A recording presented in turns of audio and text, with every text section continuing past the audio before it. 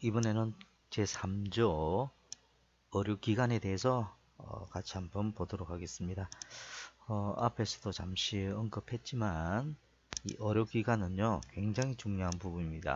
그래서 이 부분은 별표 5개에 속합니다. 한번 쭉 한번 살펴보도록 하겠습니다. 우리가 의료기관이라고 하는 것은 그 이제 정의가 나와 있죠. 의료인이 공중 또는 특정 다수인을 위하여 그죠?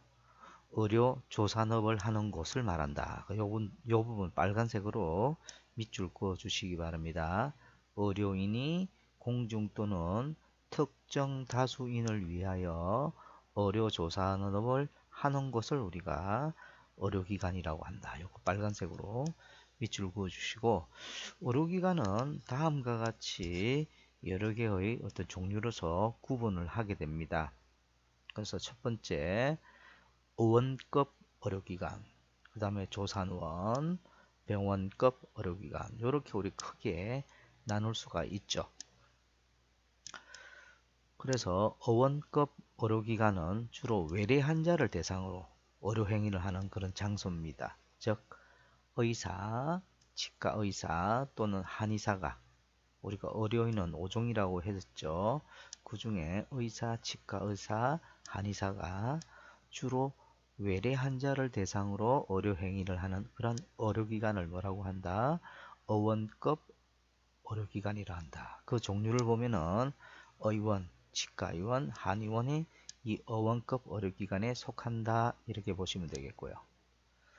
그 다음에 조산원, 그 조산사가 조산과 임산부 및 신생아, 조임신, 이 조임신을 대상으로 해서 보건활동과 교육, 상담하는 그런 의료기관을 우리가 조산원이라고 합니다. 특히 이 조산사 같은 경우에는 또 중요한 것이 면허를 2개를 가집니다. 하나는 간호사 면허와 조산사 면허, 2가지의 면허가 있어야만이 조산사의 어떤 업무를 할 수 있다. 이렇게 보시면 되겠습니다. 그 다음에 병원급 의료기관, 아까 의원급 의료기관 같은 경우에는 그 환자가 외래 환자를 대상으로 한다 했죠. 그런데 이 병원급 의료기관 같은 경우는 주로 입원 환자를 대상으로 해서 의료행위를 한다. 이것이 의원과 병원의 차이점이라고 보시면 되겠습니다. 그래서 이 부분 의사, 치과의사 또는 한의사가 주로 입원 환자를 대상으로 의료행위를 하는 의료기관이 뭐다? 병원 의료기관. 요 빨간색으로 밑줄 그어 주시기 바랍니다. 그래서 이 병원의 종류로는 병원, 치과병원, 한방병원, 요양병원, 종합병원. 나중에 보면 이 병원이라든지 뭐 종합병원이라든지 이러한 또 갖춰야 되는 그런 요건들이 있죠. 이 부분이 더 중요하니까 같이 한번 봐주시기를 바랍니다.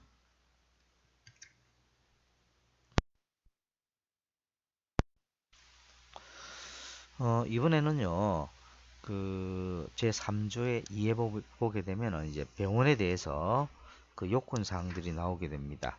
한번 보도록 하겠습니다. 아까 병원은 병원, 치과병원, 한방병원, 요양병원 이런 경우를 이야기를 하죠. 그래서 이런 병원 등은 요거 중요합니다. 30개 이상의 병상 또는 요양병상을 갖추는 그러한 곳을 우리가 병원이라고 한다. 병상이 몇 개? 30개 이상. 요까지 빨간색으로 밑줄 그어 주시기 바랍니다. 이거 중요합니다. 병원의 요건 30개 이상의 병상. 꼭 좀 기억을 해 주시기 바랍니다. 그 다음에 종합병원. 요거 중요하죠. 별표 2개에 해당됩니다. 종합병원 별표 2개. 종합병원이 갖춰야 될 요건은 뭐냐면 병원은 일반적으로 병상이 3개 이상, 30개 이상 이렇게 이야기를 했었죠. 그런데 종합병원은 100개 이상 이런 병상을 갖춰야 된다.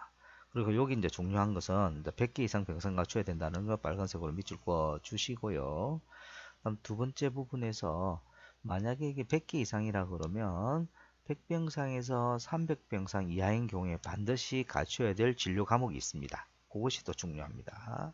이 부분 백병상에서 삼백병상 내외소산 내외소산 그죠? 내과, 외과, 소아청소년과 산부인과 중에서 세 개의 진료 과목 이 네 개의 진료 과목 중에서 세 개의 진료 과목은 반드시 있어야 되고요.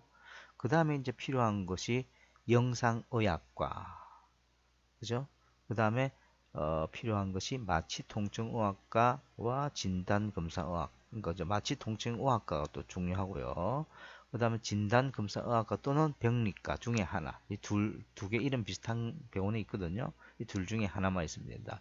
그러면 6개가 되잖아요. 여기 만약에 3개, 4개, 5개, 6개가 되는데 이거 외에 또 하나, 뭐 여기 하나 더 들어가도 되고요. 이거 외에 또 하나의 진료 과목을 포함해서 7개 이상의 진료 과목을 반드시 갖춰야 된다라는 겁니다. 그래서 100병상 이상, 300병상 이하일 경우에는 내외소산 중에 하나, 3개, 영상, 마취통증, 그 다음에 진단검사 또는 병리학과를 포함한 반드시 7개 이상의 진료 과목을 갖추고 또 중요한 요건은 뭐냐면 이러한 진료 과목마다 전속하는 그 병원에 전속하는 전문의를 반드시 두어야 된다는 것이죠. 이것이 종합병원의 요건이 된다 보시면 되겠습니다. 그런데 만약에 300병상 이상이 즉 초과가 될 경우에는 어떻게 하느냐? 이제 아까 우리가 100병상에서 300병상 사이에서는 내외소산 중에 세 과목이라 했었죠. 그런데 내외소산이 다 포함이 됩니다. 내외소산 다 포함되고 영상, 마취, 진단, 검사 또는 병리학과 이래서 7개가 되죠.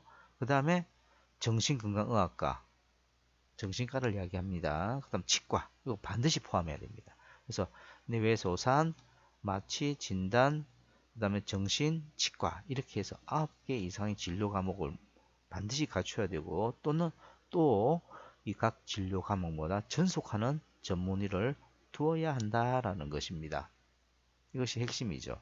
그래서 종합병원에 대한 구성 요건에 대해서는 자주 시험에 출제가 되니까 꼭 한번 봐주시고요. 특히 이제 한 번씩 출제되는 것 중에 하나가 300병상을 초과할 경우에 반드시 포함되어야 되는 진료 과목 이렇게 해서 이 부분이 또 언급이 됩니다. 정신건강의학과, 치과 다음 중 300병상을 초과하는 종합병원 중 반드시 갖춰야 되는 진료 과목은 이렇게 나옵니다. 그래서 요거 둘 중에 하나가 언급이 되죠. 그리고 다른 안과 뭐 이렇게 표시를 하면서 혹시 답이 되는 그런 경우 시험이 종종 출제가 되니까 꼭 여러분들 이 부분을 종합병원에서 이런 부분들을 꼭 좀 한번 체크를 해 주시기를 바랍니다. 그 다음에 이제 종합병원은 위에서 이야기했던 진료 과목 외에 필요로 하게 되면은 추가로 필요한 진료 과목을 설치 운영할 수가 있습니다. 이 경우 필수 진료 과목 외에 진료 과목에 대해서는 전속의를 두지 않아도 된다. 즉 해당 의료기관에 전속하지 아니한 전문의를 둘 수가 있다. 꼭 굳이 그죠? 그 병원에 전속하는 전문의가 아니어도 된다. 이 말은 예를 들어서 300병상을 초과할 경우에 그죠? 초과할 경우에 반드시 9개 이상 진료 과목을 갖춰야 되는데 이러한 진료 과목에서는 반드시 전속하는 전문의를 둬야 되지만 그 나머지의 필요로 한 진료 과목에 대해서는 그 의료기관에 전속하지 아니하는 전문의를 둘 수 있다라는 그런 내용이 되겠습니다. 그 다음에 우리가 이제 상급 종합병원이라고 하는 것인데 종합병원보다 더 규모가 크고 요건이 좀 더 까다롭죠. 우리 부산에서 상급 종합병원이라고 하면 여러분 잘 아시는 부산대학병원이 되겠고요. 물론 양산도 되겠고 부산대학병원, 양산에 있는 부산대학병원, 그죠? 그다음에 저기 아미동에 있는 부산대학병원, 그다음에 고신의료원, 그다음에 동아대학병원, 그 다음에 인제대 백병원 이런 것들이 대표적인 상급 종합병원이라고 보시면 됩니다. 이런 상급 종합병원은 그 요건들 한번 보시면은 이 종합병원 가운데 이제 이 부분 이제 빨간색으로 쭉 줄 꺼 주시기 바랍니다. 종합병원 중에서 중증 질환에 대해서 난이도가 높은 의료 행위를 전문적으로 하는 그런 종합병원을 뭐라고 한다? 3급 종합병원이라고 한다. 그죠? 중증 질환에 대해서 난이도가 높습니다. 꼭 좀 기억을 해 주시기를 부탁드립니다. 빨간색으로 밑줄 그어 주시고요. 그러면 이 3급 종합병원의 기본 요건은 뭐냐? 20개 이상 진료 과목을 갖추고, 우리가 그 종합병원에서는 9개 이상이었잖아요. 그래서 9개의 그 진료 과목에서는 그 300병상 초과할 경우에 그렇습니다. 반드시 전문의를 전속하는 전문의를 둬야 되는데, 상급 종합병원 같은 경우에는 20개 이상의 진료 과목을 갖추고 그 진료 과목마다 전속하는 전문의를 반드시 둬야 된다는 겁니다. 그거 한번 빨간색으로 밑줄 그어 주시고, 그 다음에 전문의가 되려는 자를 수련시키는 그런 기관이 돼야 된다. 그 다음에 보건복지부령으로 정하는 인력이라든지 시설, 장비 등을 갖춰야 된다. 그 다음 또 중요한 부분이 뭐냐면 질병군별로 환자 구성 비율이 보건복지부령으로 정하는 기준에 해당이 돼야 된다. 그래서 이런 네 가지 사항들에 대한 기본 요건이 상급 종합병원의 어떤 기본 요건이라고 여러분들 보시면 되겠습니다. 그 다음에 이제 보건복지부 장관은 제 1항 요 부분이죠. 이 상급 종합병원을 지정하는 경우에 그 전문성에 대한 어떤 부분들 평가를 실시해야 되고요. 평가를 실시해야 되고, 그 다음에 보건복지부 장관 상급 종합병원으로 지정받은 종합병원에 대하여 요 빨간색으로 밑줄 그어 주시기 바랍니다. 상급 종합병원으로 지정받은 종합병원에 대하여 몇 년마다? 3년마다 평가를 실시해서 그 해당되는 종합병원이 상급 종합병원으로 재지정하거나 또는 지정을 취소할 수가 있습니다. 그 평가는 3년마다 하게 된다는 거 빨간색으로 밑줄 좀 그어 주시기 바랍니다. 그 다음 이러한 평가에 대한 업무들은 관계 전문기관 또는 단체에 위탁할 수도 있고요. 그 다음에 상급종합병원에 대한 지정이라든지 재지정에 대한 기준이라든지 절차, 그다음 평가 업무 위탁 등에 관해 필요한 사항들은 보건복지부령으로 정한다. 그런 부분은 기억을 해 주시기를 부탁드립니다. 그 다음에 좀 앞에 있던 상급종합병원과 조금 헷갈릴 수 있는 그런 내용이 있는데, 그 부분이 뭐냐면 전문병원에 대한 내용입니다. 그래서 보건복지부 장관은 병원급, 아까 상급종합병원 같은 경우에는 종합병원 중에서죠. 그런데 전문병원에서는 병원급 의료기관 중에서, 이것도 빨간색으로 밑줄 그어주시기 바랍니다. 특정 진료 과목, 아까 우리가 상급종합병원에서는 중증 질환에 대해 난이도가 높은, 그렇죠, 그런 부분인데 비해서 전문병원은 특정 진료 과목이나 특정 질환에 대해 난이도가 높은, 그래서 이거는 헷갈리면 안 됩니다. 상급종합병원은 중증 질환에 대해서 난이도가 높은, 전문병원에 있어서는 특정 질환에 대한 난이도가 높은, 그죠? 이런 의료 행위를 하는 그런 병원을 전문병원으로 지정할 수 있다. 그거 빨간색으로 밑줄 그어 주시기 바랍니다. 마찬가지로 이런 전문병원에 대한 그 요건 사항들을 보게 되면은 다음과 같습니다. 이 특정 질환에 대한 난이도가 높은 의료 행위라고 지정받았기 때문에 당연히 이 전문병원에 대한 내용들은 특정 질환별, 진료 과목별 환자의 구성 비율 등이, 그죠, 그 보건복지부령을 정하는 기준에 해당이 돼야 되겠죠. 당연한 것이 되겠고, 그 다음에 그 진료 과목을 보건복지부령으로 정하는 수 이상의 진료 과목을 갖추고, 그죠? 각 진료 과목보다 전속하는 전문의를 둬야 된다라는 거. 그거 중요하죠.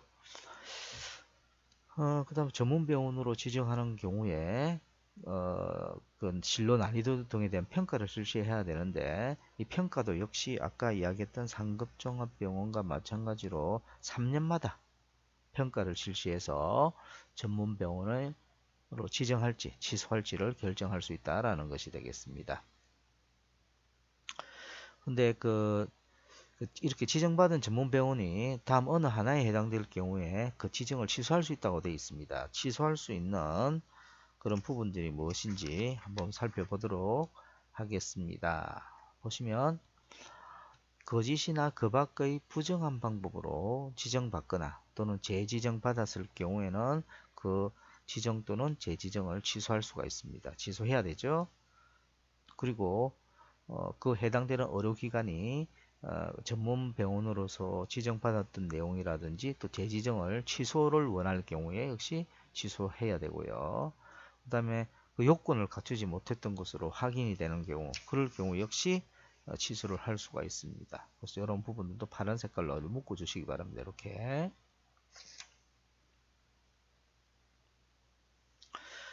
상급 병원 지정 평가하는 방법과 마찬가지로 평가 업무에 대해서는 역시 전문기관이라든지 단체에 위탁할 수가 있고요. 전문병원 지정이나 재지정 기준 절차라든지 평가 업무 위탁 절차에 관련된 필요한 사항들은 보건복지부령으로 정한다라는 겁니다. 그래서 이렇게 해서 앞에서 했던 상급병원 지정, 종합병원, 종합병원, 상급병원, 전문병원에 대한 내용들에 대한 요건들을 중심으로 해서 여러분 살펴봤습니다. 이번에는 제2장 의료인, 이 부분도 굉장히 중요한 부분이 많습니다. 하나하나씩 한번 살펴보도록 하겠습니다. 중요한 부분을 제가 체크를 좀 해드리도록 그렇게 하겠습니다. 첫 번째, 의료인과 의료기관장의 의무를 설명할 수 있다. 요거 별표 하나 해주시기 바라고요. 두 번째, 의료인의 면허 자격 요건을 설명할 수 있다. 요것도 역시 별표 하나에 속합니다.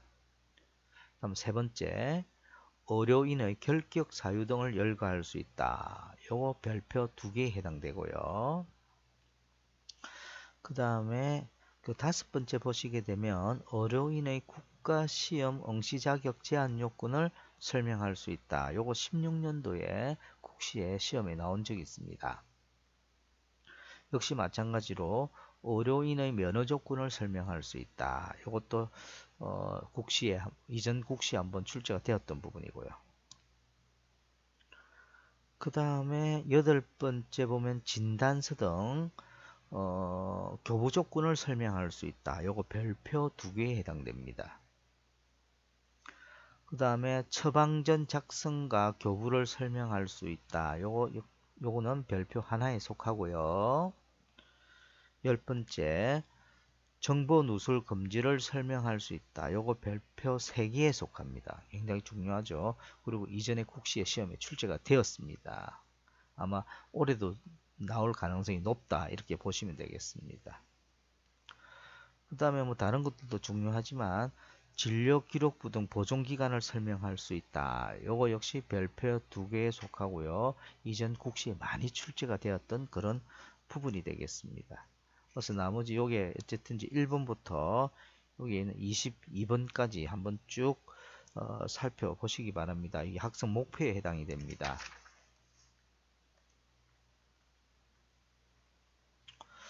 그러면 제 1절 자격과 면허, 그렇죠? 자격과 면허. 그 자격과 면허에 대해서는 여기다 설명이 되고 있습니다. 그죠? 자격이 무엇이고 면허가 무엇인지, 그죠? 딱 설명은 있는데 한번 읽어봐 주시기를 부탁드리고요. 제4조 의료인과 의료기관장의 의무, 요거 별표 하나에 속한다. 그래서 첫 번째, 그죠? 의료인과 의료기관장의 기본적인 의무가 되겠습니다. 보시면 그 의무가 무엇인지, 의료질을 높이고, 빨간색으로 밑줄 그어 주시기 바랍니다. 의료기관장의 의무입니다. 의료질을 높이고, 그 다음에 첫 번째 그렇고, 두 번째로는 병원 감염을 예방하고, 그죠? 두 번째입니다. 세 번째, 의료기술을 발전시키는 것이 그 의무가 되겠습니다. 그래서 하나, 둘, 세 번째가 되겠고요. 그 다음 네 번째가 뭡니까? 환자에게 최선의 서비스를 제공하기 위해 위하는 것이 역시 의료인과 의료기관장의 의무가 되겠습니다. 그래서 시험 문제 내기가 좋겠죠. 다음 중 의료인의 의무에 속하지 않는 것은 이렇게 시험 문제가 출제가 될 수가 있습니다. 그 다음에 의료인은 다른 의료인 또는 의료법인 등의 명의로, 그러니까 타인의 어떤 명의로 의료기관을 개설하거나 운영할 수가 없다. 당연하겠죠. 그럼 세 번째 사항에 보면 의료기관장은 보건의료기본법에 따라서 환자의 권리 등 보건복지부령으로 정하는 사항을 환자가 쉽게 볼 수 있도록, 그죠? 쉽게 볼 수 있도록 다음에 빨간색으로 밑줄 그어 주시기 바랍니다. 의료기관 내에 게시해야 됩니다. 환자의 권리에 관련된 내용들은 잘 보이는 그런 장소에 의료기관 그런 장소에 게시해야 된다는 것이죠. 요 관련되어 있는 사항들, 즉 게시하는 방법이라든지 게시 장소라든지 게시에 필요한 내용이라든지 이러한 부분에 대해서는 보건복지부령으로 정하게 된다. 이렇게 보시면 되겠습니다.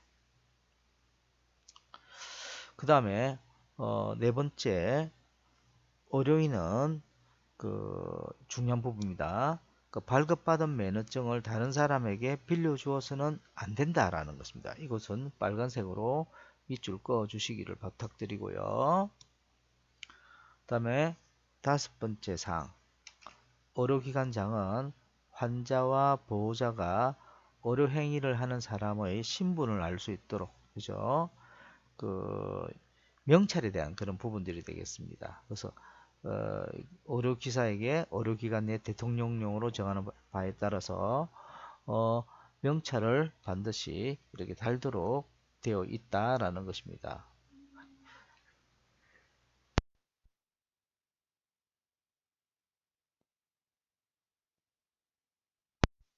그래서 명찰을 달도록 지시 감독하여야 한다. 다만 응급 의료사항이라든지 수술실 내인 경우 의료행위를 하지 아니할 때는 명찰을 달지 아니해도 된다라는 것이 달지 아니하도록 할 수 있다. 이렇게 말이 되어 있는데 어쨌든 이 부분에서 이 부분 한번 봅시다. 여기 보시면 반드시 중요한 부분이 의료기사에게 의료기관 내에서 대통령으로 정하는 바에 따라 명찰을 달도록 지시 감독하여야 한다. 이것이 의료인의 의무라는 겁니다. 빨간색으로 밑줄 그어 주시기 바랍니다. 물론 다만 응급의료 어떤 상황이 발생되었을 때는 달지 아니하도록 할 수도 있다라는 예외 사항이 있습니다. 그 다음에 여섯 번째, 의료인은 이것도 중요합니다. 일회용 주사 의료용품, 요거 빨간 색깔로 밑줄 그어 주시고, 여기에 일회용 주사 의료용품이라고 하는 것은 무엇을 말하냐면 여기 나와 있죠. 한 번 사용할 목적으로 제작되거나 한 번의 의료행위에서 한 환자에게 사용하여야 하는 의료용품으로서 사람의 신체에 의약품, 혈액, 지방 등을 투여 채취하기 위해서 사용되어지는 주사침이라든지 주사기, 수액 용기와 연결줄 등을 포함하는 수액 세트 및 그 밖에 이에 준하는 의료용품을 말합니다. 이러한 일회용 주사용품을 어떻게 해요? 한 번 사용한 후에 다시 사용해서는 아니 된다라는 것입니다. 만약에 이러한 일회용 주사 의료용품을 사용을 해서 인체에 문제가 발생했을 경우에는 그 의료인의 면허인의 취소가 될 수가 있다라는 거 꼭 좀 기억을 해 주시기를 부탁드립니다. 시행령 제2조 2에 보면 명찰 표시에 대한 내용들은 다음과 같죠. 명찰 표시에 대한 내용. 의료인은 종류별 명칭이라든지 성명, 그죠? 학생일 경우에는 학생의 전공 분야 명칭 및 성명 이런 것들을 붙여야 되고요.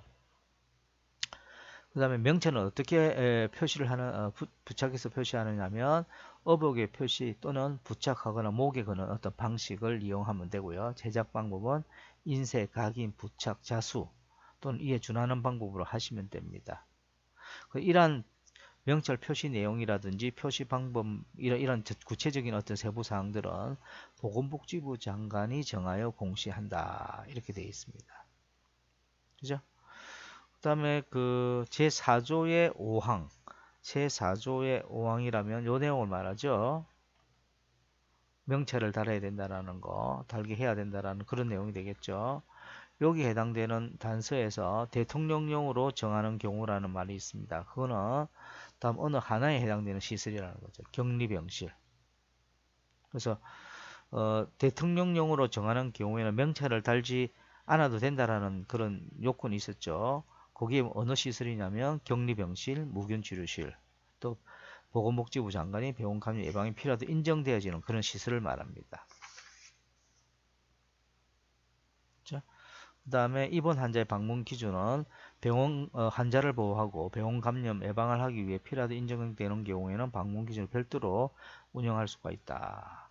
또 환자의 권리 등에 대한 어떤 부분들은 그죠 따로 게시를 한다라는 거죠. 즉 접수 창구라든지 대기실 등 환자 또는 환자 보호자가 쉽게 볼 수 있는 장소에 이런 환자 권리 등에 대한 내용들을 게시해야 된다라는 것입니다. 예. 여기까지 오늘은 또 수업을 또 진행을 하도록 하겠습니다.